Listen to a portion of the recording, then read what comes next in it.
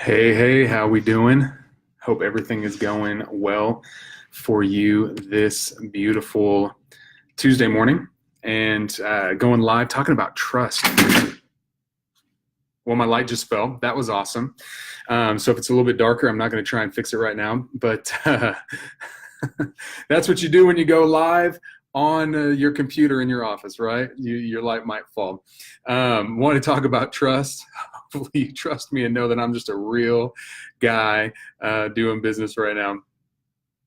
Trust is the currency of business, and if you have it, you're doing well. Just to recap the concept that I shared earlier, some people trust based on results an individual has produced. Some people trust based on relationships that have been built and the security they feel in that relationship.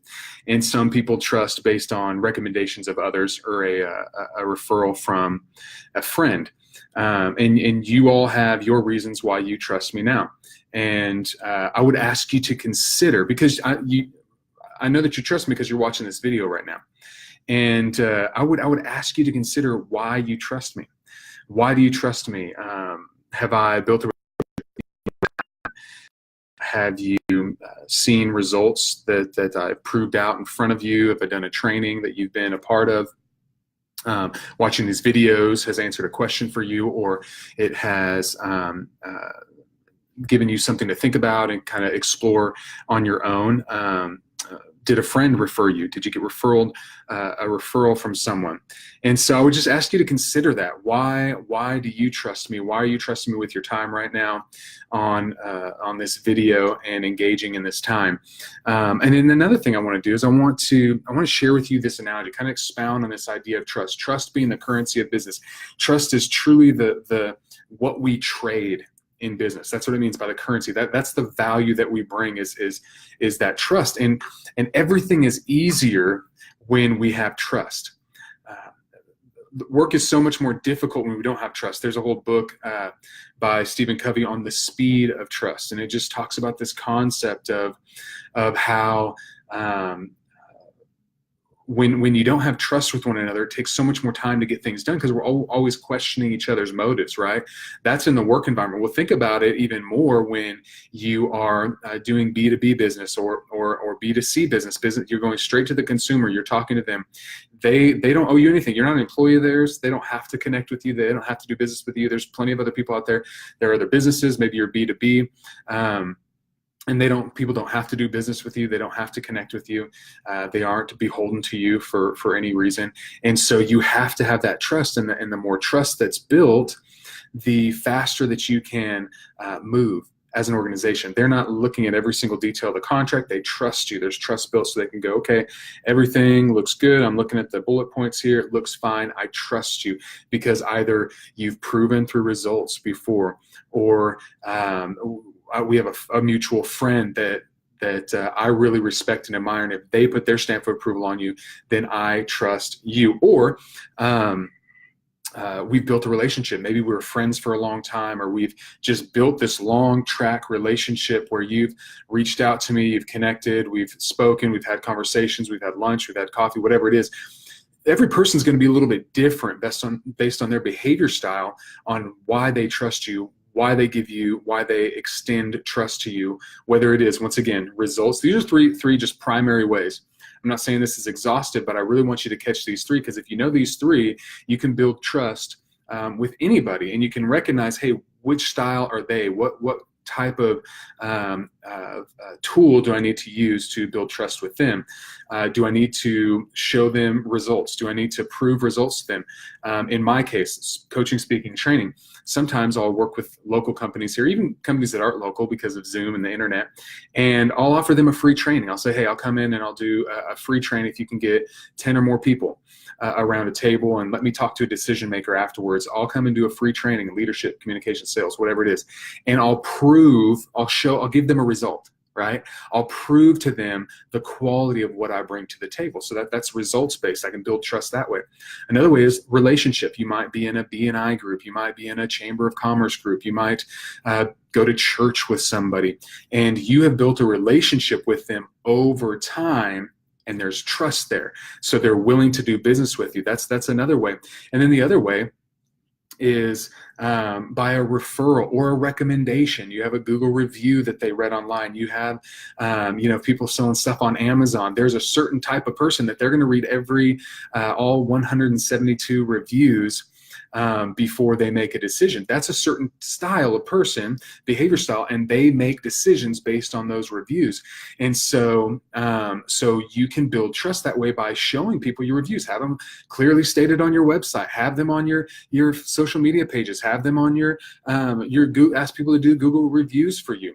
And those are the top 3 ways that you can build trust with people. Now let me share with you why trust is so important. I was hanging out with my mentor this morning, had breakfast, and he gave me a powerful analogy. He said, it's like a marriage.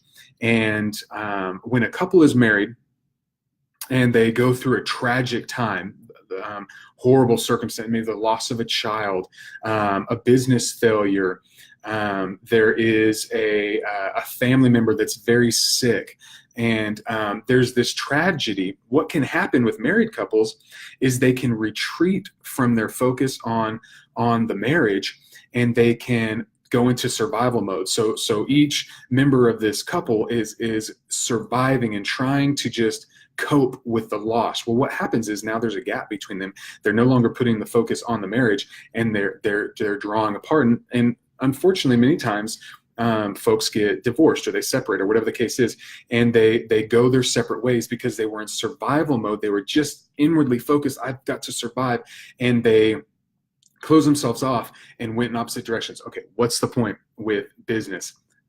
Let me make this for you.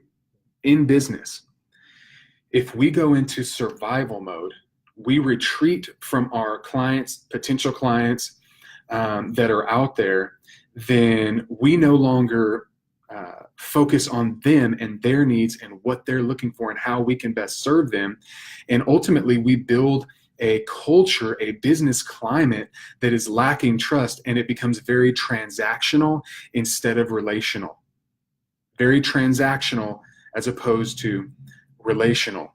And that's not a fun place to work. That's not a fun place to live. And it doesn't produce more business. It doesn't produce ongoing business because now we don't trust each other.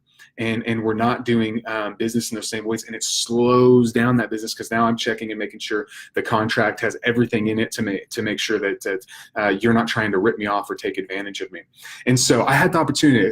I'm doing maybe some of you are on my email list or something, but I'm doing a couple of mastermind groups, leadership mastermind groups. So I'm picking up the phone and I'm calling some potential clients and some previous clients.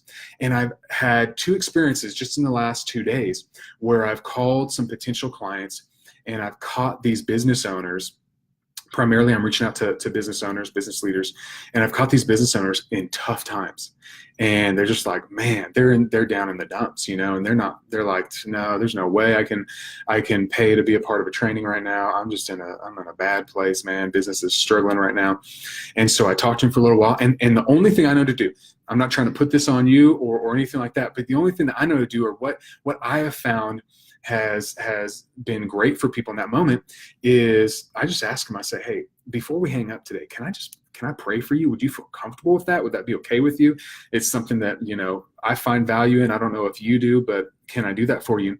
And both times the people said that would be awesome. That would be super encouraging. And I prayed my best prayer for them.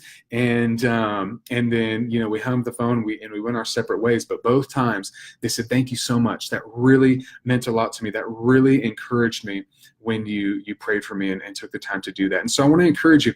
I didn't do that for anything. I don't get anything out of that. That doesn't, I'm not looking to get future business out of that. I'm doing it because it was the right thing to do, because it shows care and concern for the people that I do business with, and they're in the business community that I'm in. And so I want to encourage you, think about someone in your business community that you can reach out to, that you can encourage, that you can just do the right thing, whatever that is for you in that moment, to serve them, to build trust, and to connect with them on a deeper level and show care and concern. So I hope that helps you today, and I hope that you found value in what I just shared with you. You have an awesome rest of your day, and I'll see you tomorrow.